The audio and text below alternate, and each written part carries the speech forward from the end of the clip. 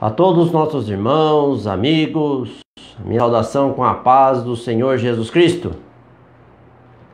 Estamos mais uma vez aqui pelo Facebook para transmitir a mensagem da Palavra de Deus, compartilhando a respeito das coisas espirituais. E convidamos você para participar conosco. É um prazer poder ter este momento, onde todas as segunda-feira tiramos este tempo para meditar na palavra do Senhor Jesus, transmitindo uma mensagem do Evangelho, das Escrituras, para edificação de todos os irmãos, amigos. E desde já eu agradeço a participação, os irmãos, os amigos que têm participado, que têm compartilhado, deixado sua mensagem. Agradeço pela interação. Também convidamos você para continuar participando. Se há alguma dúvida, deixe o seu comentário. Você pode participar, seja recebendo a mensagem, analisando, refletindo, seja ali dando lugar para que Deus possa falar no seu coração, meditando nas Escrituras, também fazendo o seu pedido de oração, se algum familiar ou está enfermo ou necessita de oração, deixa ali que está no decorrer dos dias também sendo intercedido por essas vidas que têm pedido as orações. E é um prazer poder sempre estar compartilhando a palavra do Senhor Jesus. E eu convido a todos para lermos as Escrituras no livro de Tito, capítulo 3, versículo 7 até o versículo 11. Nós vamos estar meditando nesse texto nesta noite. Se possível, pegue a sua Bíblia. Se não for possível ler, acompanhar o texto agora, anote ou volte depois assistindo a mensagem. Fica aí gravada através do Facebook. Você pode estar assistindo em outras ocasiões. Temos o canal do pastor Luiz Carlos, que estará também, ele está já divulgando também as mensagens ali pelo YouTube, e são as variadas formas que a mensagem vai sendo transmitida no objetivo de que as vidas sejam alcançadas na compreensão da palavra de Deus. Tito, capítulo 3, versículo 7 até o versículo 11, nos diz assim a palavra do Senhor Jesus: para que, sendo justificados pela sua graça, sejamos feitos herdeiros segundo a esperança da vida eterna. Fiel é a palavra, e isto quero que deveras afirmes, para que os que creem em Deus procurem aplicar-se às boas obras. Estas coisas são boas e proveitosas aos homens. Mas não entres em questões loucas, genealogias e contendas, e nos debates acerca da lei, porque são coisas inúteis e vãs. Ao homem herege, depois de uma e outra admoestação, evita-o, sabendo que este tal está pervertido e peca, estando já em si mesmo condenado. Convido a todos para refletir conosco a respeito desta palavra. Muito se fala nos nossos dias a respeito da graça, que hoje nós vivemos no tempo da graça, não estamos mais debaixo da lei. E se é pela graça, outros até pegam o texto de Efésios capítulo 2, e quando diz lá, pela graça sois salvos, isso não vem de vós, é dom de Deus. E aí no texto fala, não é pelas obras para que ninguém se glorie. Aí a pessoa dizia, eu não preciso fazer nada, não preciso de obra nenhuma, porque é pela graça. Mas o que é graça, afinal? O que é esta graça? E como eu posso fazer parte desta graça? Será que eu estou de fato vivendo na graça? Este período, essa dispensação que Deus tem derramado para a salvação. Porque a lei, ela apenas aponta o pecado. Mas a lei não traz perdão. A lei, o escritor aos Hebreus nos diz que, quebrando alguém a lei de Moisés, morre sem misericórdia, apenas pela boca de 2 ou 3 testemunhas. Então a lei não tinha misericórdia. E Deus, ele estendeu a misericórdia ao homem, nesse período, nessa dispensação chamado graça. E a palavra de Deus aqui nos diz, para que sendo justificados pela graça. Então esta graça, ela traz consigo a justificação. E o que é a justificação?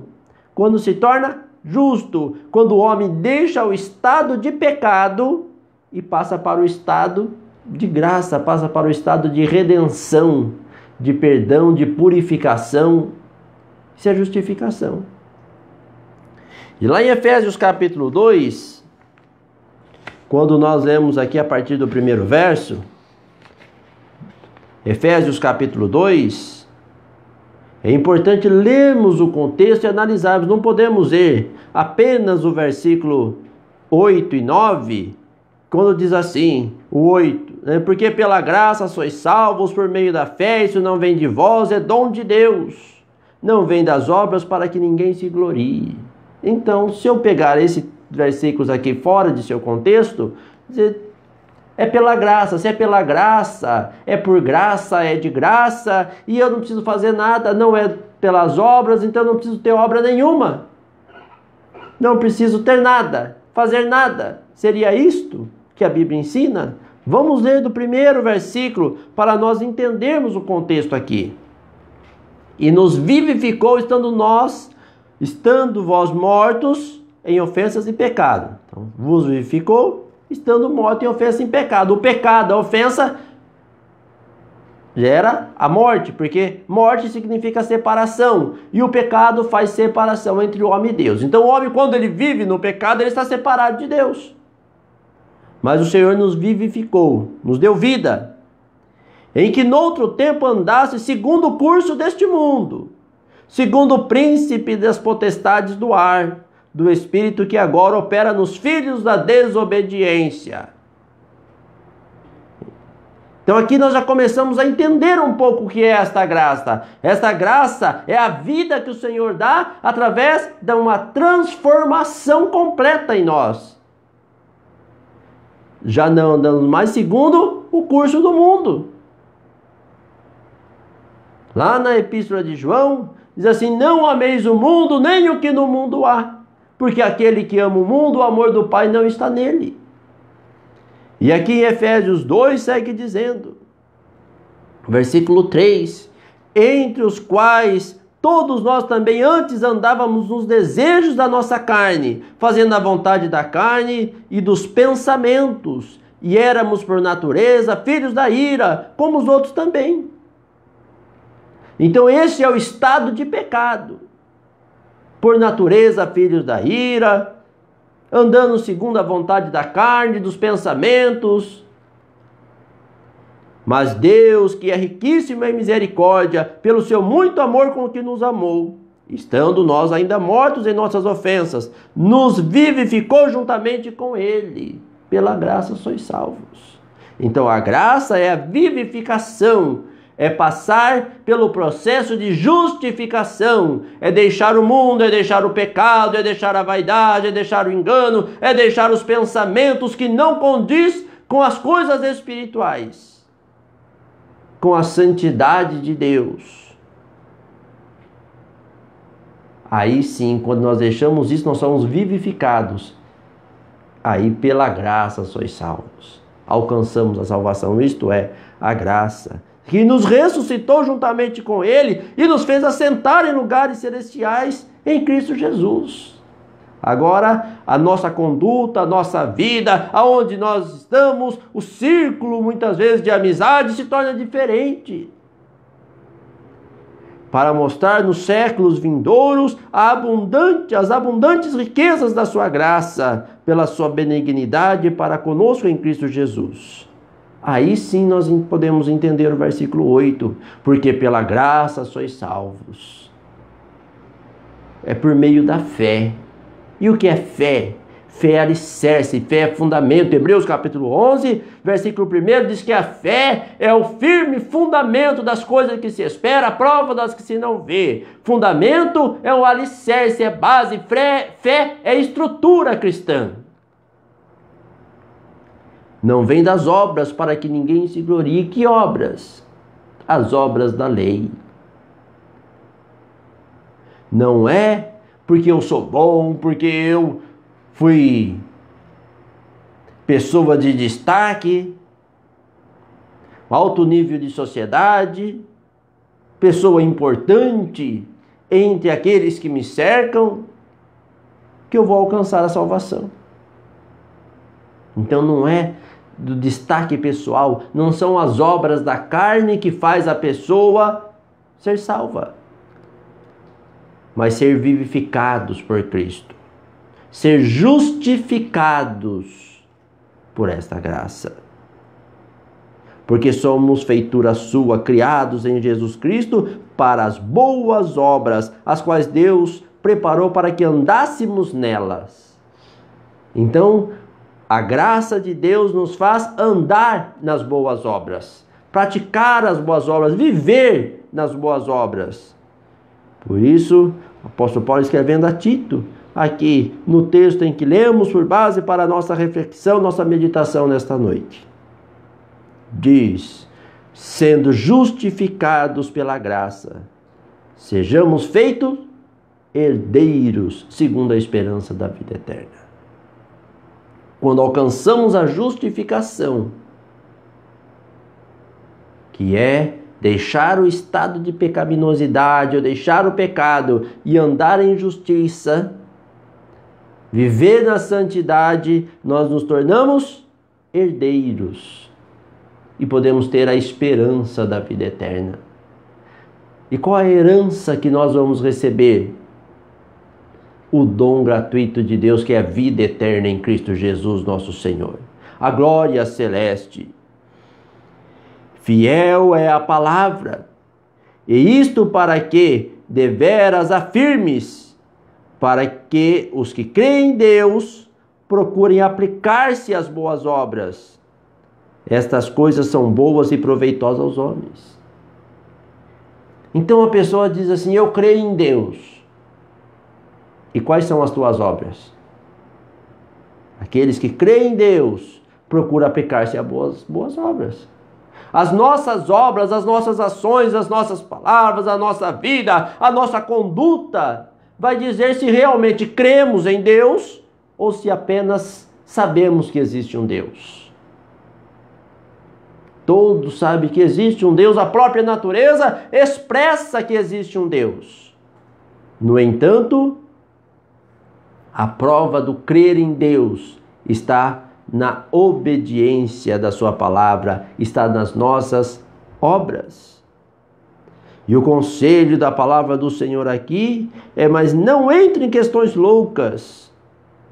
E o que são questões loucas? Sem fundamento. Vamos fazer um debate. Mas que debate? Debate de pessoas ou debate de ideias de conhecimento? Vamos buscar o conhecimento dentro das Escrituras? Quanto que às vezes vai falar e ele começa a partir para questões pessoais, falando de pessoas, de organização, de grupo, e não fala da profundidade das Escrituras. E são questões loucas. E outros dizem: não, cada um pensa de um jeito, Deus chamou cada um de um jeito, o que é preciso para um não é preciso para outro, o que Deus exige de um não exige de outro. São questões loucas porque Deus não é incoerente. Deus não tem uma mensagem para a criança, outra para o adolescente, outra para o jovem, outra para a meia-idade, outra para os idosos. Eu não encontrei isso dentro das Escrituras. Há um só Deus, uma só palavra, uma só mensagem, um povo preparado para estar na cidade celestial, este que Deus vem buscar. E nós encontramos na palavra do Senhor que Deus vem buscar para si um povo seu especial, zeloso de boas obras. Há um só Deus, um só Senhor, uma só fé, um só batismo. Isso nos escreveu nosso amado irmão Paulo em Efésios, no capítulo 4. Então, para viver nesta unidade, precisamos estar nas Escrituras, porque o que une? As Escrituras.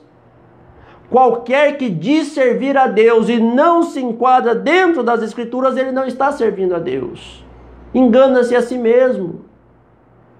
E nós não estamos em tempo de viver em engano, estamos em tempo de ser esclarecidos, porque é tempo de restauração, é tempo de conserto, é tempo de buscar constantemente ao Senhor, é tempo de nos preparar para a vida eterna, para recebermos a herança gloriosa que o Senhor tem preparado, a cidade celestial. Então nos aconselha aqui a palavra de Deus: não entreis em questões loucas. Se a pessoa quer entrar em questões loucas, ao invés de querer estudar a palavra de Deus e aprofundar dentro do seu contexto, buscando analisar o tempo, para quando foi, para quem foi, buscando qual que é a profundidade das Escrituras, mas quer ficar falando de vida alheia, são questões loucas, que não edificam em nada. Acerca também de genealogias. Porque Adão viveu 900 anos, e o outro viveu 980, e o outro viveu 500, e aí esse foi pai do outro. E qual a edificação? Muitas vezes ficar entrando em questões de genealogia também não traz preparação para a vida espiritual. E contendas. Para estudar a palavra de Deus precisa ter humildade. Quantos que por sua posição eclesiástica ou no meio da sociedade, ele não tem humildade para obedecer a palavra? Ele prefere contender, prefere distorcer, prefere abandonar o evangelho, prefere desmerecer a palavra do que aceitar. Muitas vezes para não deixar o seu status, a sua posição. E esses são pessoas que não convém, né, você entrar em questões da palavra, porque ele vai criar contenda. Então a pessoa quer estudar a palavra é diferente de querer contender.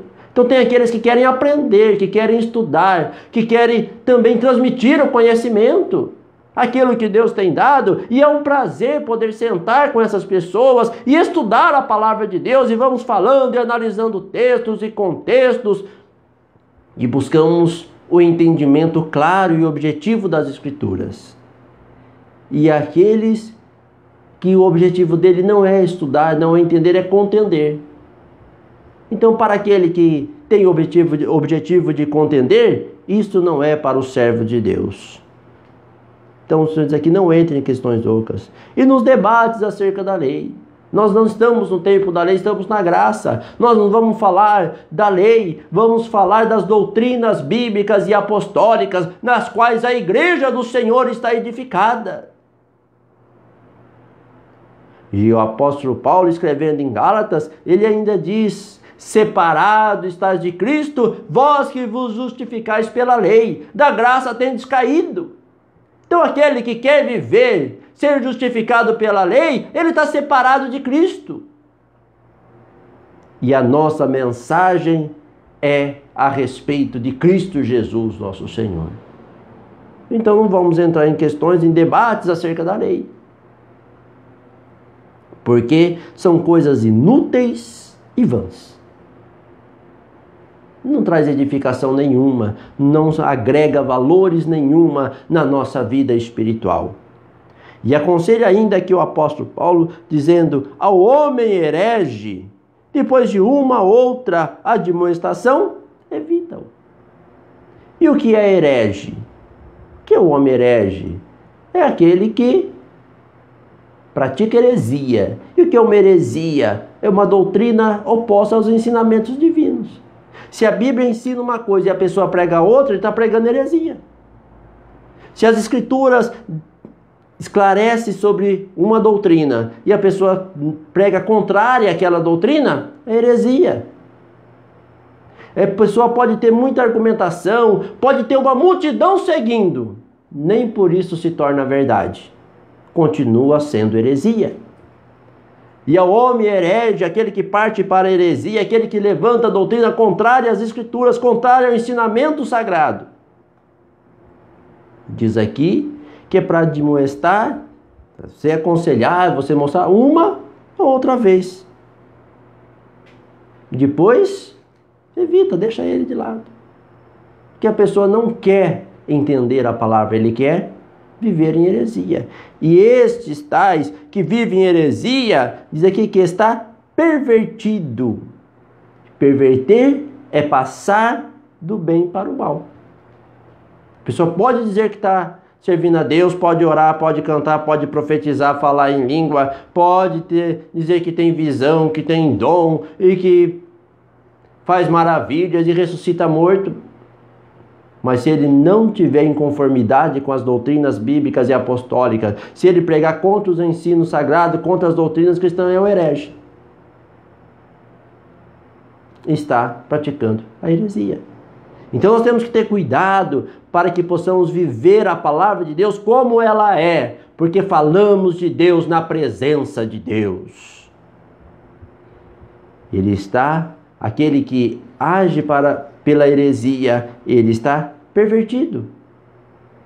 Aquilo que deveria ser o bem, a santidade, o zelo, a preparação para a vida eterna, se tornou mal, porque leva a pessoa à condenação, leva o engano.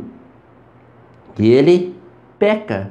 O que é pecado? Pecado é todo tipo de desobediência. Então, quando ele deixa de obedecer às doutrinas bíblicas, apostólicas, a palavra do Senhor, ele está em pecado, estando já em si mesmo condenado. Se ele permanecer na prática da heresia, se permanecer no pecado, está condenado. E as pessoas podem falar, mas Deus é amor. Deus não quer condenar ninguém. E de fato, Deus não quer condenar ninguém. Mas Ele deu liberdade para que o homem pudesse escolher entre a vida e a morte, a bênção e a maldição, salvação e perdição. Então, se a pessoa escolhe a salvação, ele não vai viver na heresia, não vai viver no pecado, ele vai viver na obediência, na santidade, vai ser justificado, viver nas boas obras.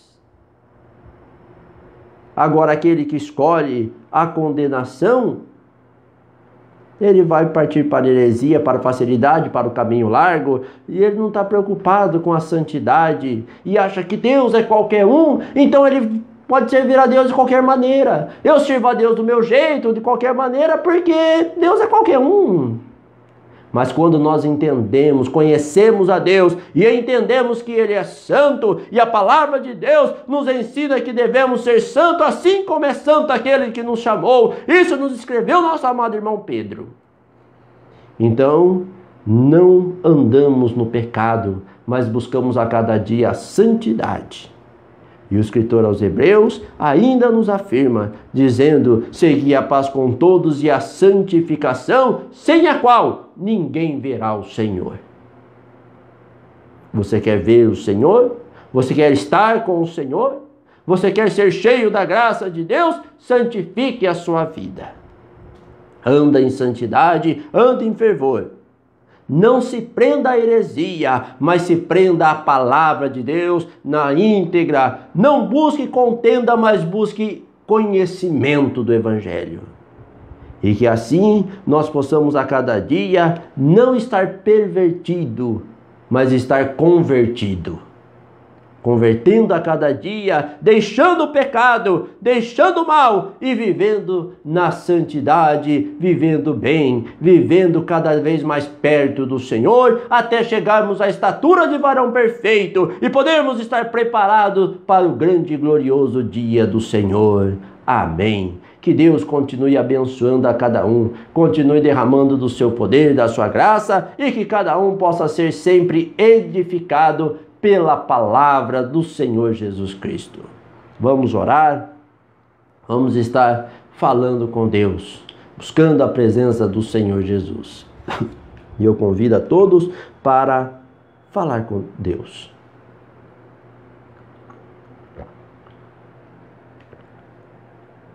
Senhor Jesus, te agradecemos, ó Deus, pela tua graça, pelo teu poder. Senhor, por este momento em que passamos meditando na tua palavra.